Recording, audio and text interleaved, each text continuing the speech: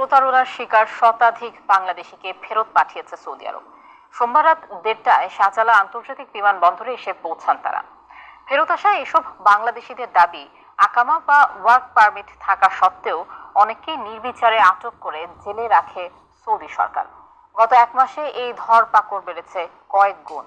ফেরত আসা প্রবাসীরা বলছেন, গত 12 এপ্রিল ইসরায়েলের আগ্রাসনের বিরুদ্ধে মার্চ ফর গাজা কর্মসূচিতে সৌদি প্রিন্স সালমানের ছবি অবমাননার পর থেকে বাঙালি দেখলেই তাদের আটক করছে সৌদি আরব।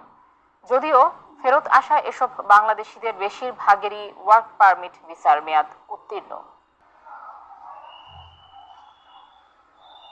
ফিলিস্তিনি ইসরায়েলের আন্দোলনটা করলো, এই সালমান বিনের ছবিতে জুতা নিক্ষেপ করলো, এইগুলা দেখা এই যে সৌদির যে সিআইডি আছে, ঠিক আছে, ওরা সিভিল আইসা দেখতো বাতা মার্কেটে যে বাঙালি কই, বাতা মার্কেট হলো বাঙালি মার্কেট ভাই, বাঙালি দেখলেই ধরতো, মানুষ দৌড় দিত ভাই, দৌড়ায় পালাইতো, ওইগুলারই ধরতো।